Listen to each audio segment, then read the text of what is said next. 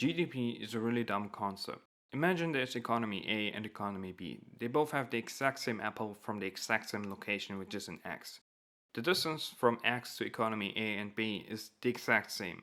However, economy A has a currency that is 5 times worth the currency of B, and the currency of A is worth exactly 1 USD.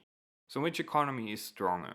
According to logic, they should be the same, but since economy A has a currency worth 5 times more than the currency of B, and since nominal GDP is measured in USD, GDP of economy A is 5 times higher than the GDP of economy B. There's literally no difference in quality or quantity, but simply because the currency is stronger, economy B looks weaker. This example holds true in case of Turkey and let's say Spain or Italy. Now of course, in real life there's much more to GDP than just the quality and quantity of the economy.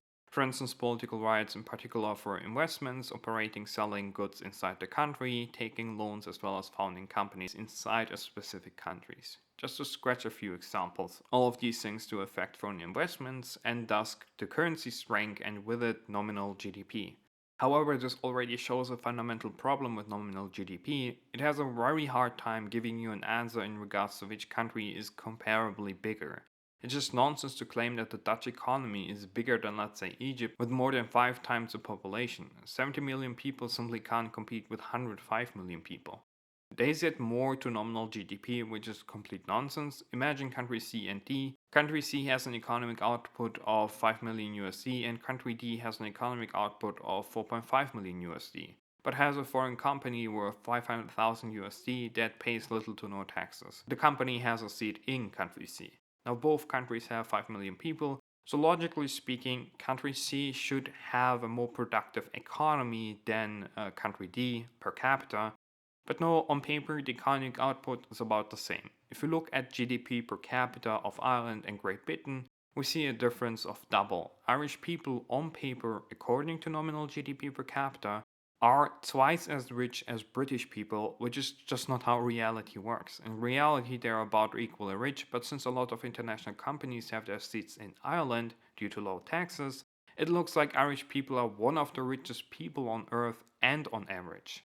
And there is more. Imagine country E and F. Country E builds infrastructure that is being used and thus has an economic output of 1 billion USD. Country F has the same but to a lesser degree with an economic output of 500 million USD. However, country F decided that they're gonna be retarded in order to look good on paper, so they built a gigantic city in the middle of nowhere with 0 inhabitants.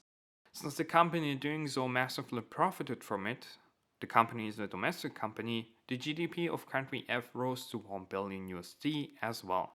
This is for example to a certain degree the case in China where gigantic cities were erected in the middle of nowhere. Obviously country E and F do not have the same economic output, quality or quantity, but on paper both economies are the same despite the massive waste of resources and time. So technically, if a country wants to increase their GDP in an extremely dumb way, they can ask a domestic company to build a gigantic middle finger in the center of that country, pay the domestic company 100 billion USD, and claim that they did a great job. Now, despite these dumb but real examples, nominal GDP is not entirely useless. It still gives us important information, however, people should be aware of what they are getting from it. A country with higher nominal GDP is much more connected to the international market, and technically they can afford to buy resources in a much higher quantity. But there is national debt and other factors preventing exactly that. As one example, location and infrastructure equally plays a role. Let's say Turkey wants to buy sand from Syria. Dumb example, but just bear with me. And let's say Great Britain wants to do the same. Which country would be able to afford more? On paper, Great Britain. In reality, really hard to say. While the Turkish currency is weaker, its location gives a massive advantage over the total cost. The point is, nominal GDP alone does not really tell us which country can afford more. Neither does it tell us which economy is larger. So what is the useful part about GDP? Nominal GDP per capita.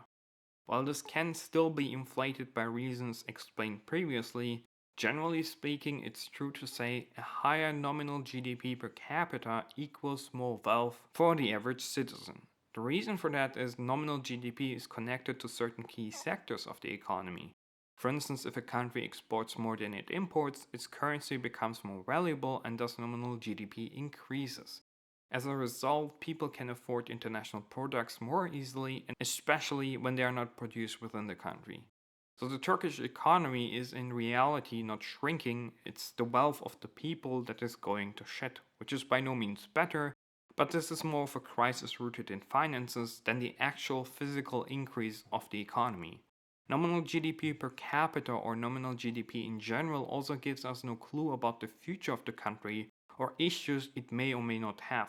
What I mean with that, economies with higher nominal GDP are generally speaking much more connected to the international market, and depending on the crisis, they are much more affected by certain types of crisis. The financial crisis back in 2008 did, for example, massively affect Spain, but barely did anything to, let's say, China. There is, however, GDP that is telling us something about which country is comparably weaker or bigger, and that's not nominal GDP, but GDP by purchasing power parity, or in short, PPP. The difference between the two is that nominal GDP is measured in the current USD course, and GDP by PPP is measured with, let's say, theoretical currency that takes the local price differences into consideration. Meaning, if we have economy A with one apple and economy B with the same apple, GDP is equal, regardless of the currency difference.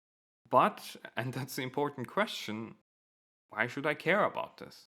Well, it's nice to hear that your country is one of the largest economies of the world. It practically means nothing if your people are suffering. China has the largest economy according to GDP by PPP, but the political rights and the state surveillance system is straight out of a dystopia.